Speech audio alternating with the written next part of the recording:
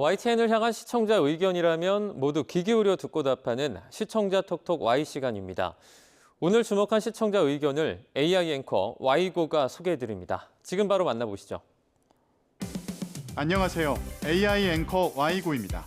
오늘의 첫 번째 주제는 황반 변성에 대한 시청자 의견을 들어봤습니다. 자세한 내용 지금 바로 보시죠.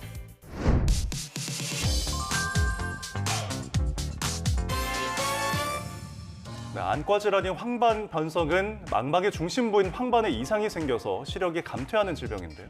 노화로 인해 발생하는 황반 변성의 치료를 주사 대신 안약으로 가능해지도록 하는 물질을 개발했다는 소식을 알린 보도가 있었습니다. 녹내장, 당뇨, 망막병증과 더불어 노년기 3대 실명질환인 황반변성. 국내 연구진이 눈에 투여하는 방식의 건성 황반변성 치료 물질을 개발했습니다. 연구진은 우선 자연계에 존재하는 토일 유사 수용체 염증 신호 전달에 관여하는 단백질과 비슷한 구조의 펩타이드 19만 개를 구축했습니다. 이 가운데 염증 신호 전달 단백질 간의 상호작용을 억제해 염증 신호 자체를 차단하는 최종 펩타이드 물질을 출현했습니다. 국내 연구진이 새로운 치료 방법을 어떤 방식으로 개발했는지를 자세히 설명해준 과학 보도였는데요. 보도에서 황반변성의 치료 방식으로 새로운 물질을 개발했다고 알렸는데 어려운 의학 내용을 전하면서 질병에 대한 자막과 상세한 설명 등이 없어 이해하는 데 어려움이 있었다는 시청자 의견이 있었습니다. 시청자 톡톡아이에서 보도에서 언급한 질병인 황반변성에 대해 자세히 알아봤습니다. 사람의 눈은 카메라의 필름처럼 기능하는 망막을 가지고 있는데 이 망막의 중심부에 위치한 황반은 시세포가 밀집해 있어 선명한 시각을 볼 수 있도록 합니다. 황반은 시력을 결정짓는 핵심 부위로 이곳에 이상이 생기면 시력이 점차 떨어지거나 심하면 실명에 이를 수 있는데요. 이러한 황반부의 변성이 생기는 질환을 황반변성이라고 합니다.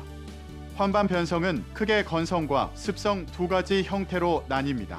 건성 황반변성은 망막에 두루젠이라 불리는 노폐물이 쌓이는 경우로 환자의 약 90%를 차지하는데요.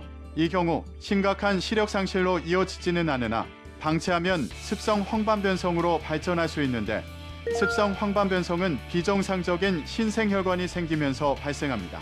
이 신생혈관은 쉽게 터지며 출혈과 망막 부종을 유발해 급격한 시력 저하를 초래할 수 있어 응급 질환으로 간주합니다. 황반변성 초기에는 자각 증상이 거의 없어 조기 진단이 어려운 점이 문제인데요.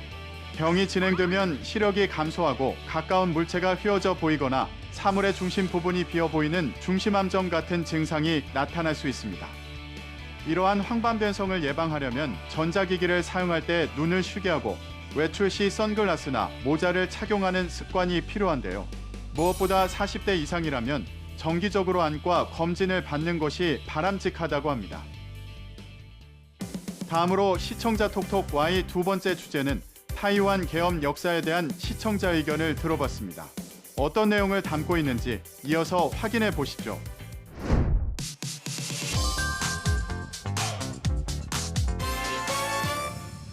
과거 38년간 계엄 통치를 겪었던 타이완에도 윤석열 대통령이 쏘아올린 계엄령의 불똥이 튀었습니다.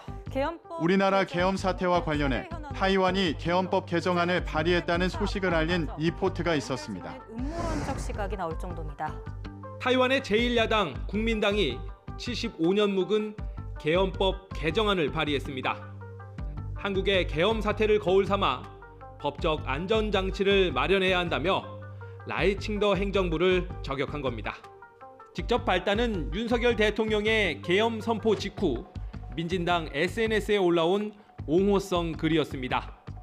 한국과 비슷한 여소야대 정국 속 집권 세력의 고충을 강조하려다 역풍을 맞은 셈입니다. 과거 오랜 기간 계엄 통치를 겪은 타이완에서 계엄법 개정을 두고 갈등을 겪고 있는 상황을 전했는데요. 타이완에서 우리나라의 계엄 사태를 계기로 계엄법 개정 논의가 촉발된 소식을 다뤘는데 타이완의 과거 계엄 통치 역사에 대해 자세한 내용이 궁금했다는 시청자 의견이 있었습니다. 시청자 톡톡Y에서 보도의 이해를 높이기 위해 대만의 계엄 통치 역사를 알아봤습니다. 현재 전 세계적으로 우리나라를 포함해 최소 20여 개국에서 계엄, 즉 국가 비상사태, 긴급사태 등을 법 제도의 하나로 두고 있습니다. 그중에서도 대만은 38년간의 세계 최장 계엄을 겪은 나라인데요.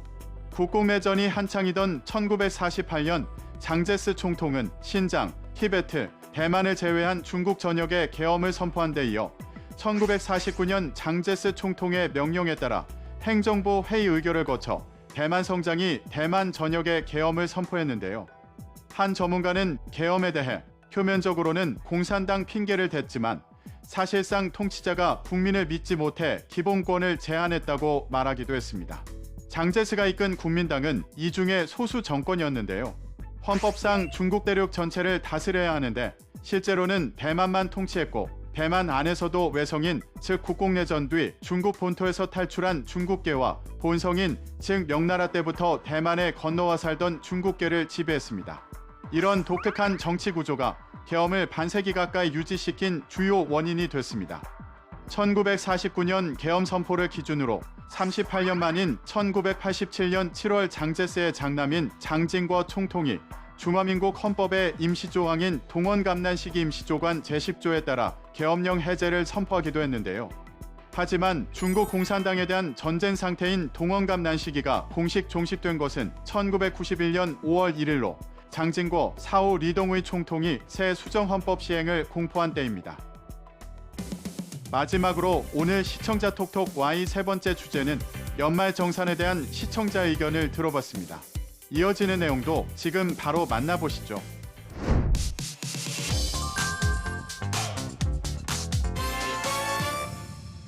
네, 다음 달 15일부터 국세청 연말정산 간소화 서비스가 열립니다.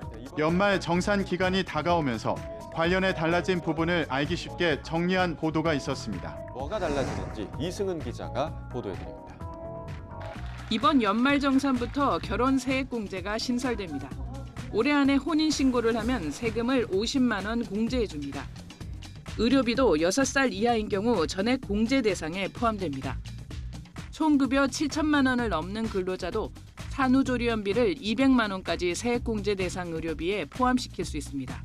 연말 정산을 할 때 알아두면 좋은 정보들을 분야별로 소개에 도움이 되는 보도였는데요.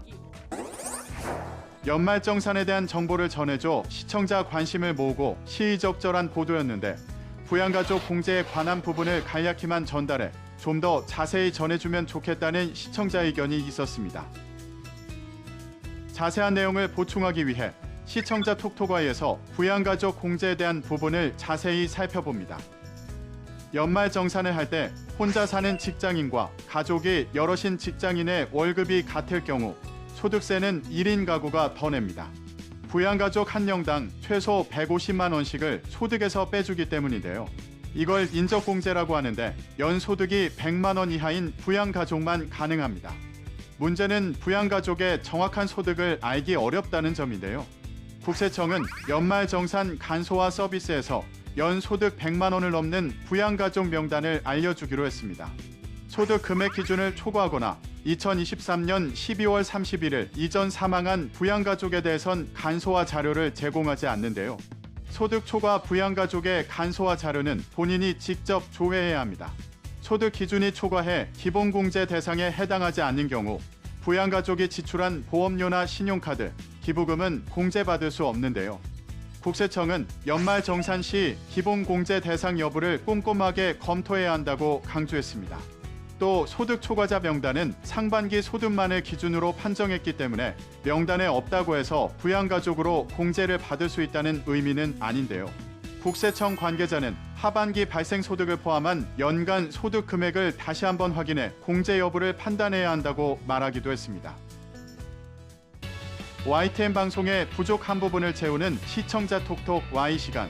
다음 주도 다양한 시청자 의견과 함께 돌아오겠습니다.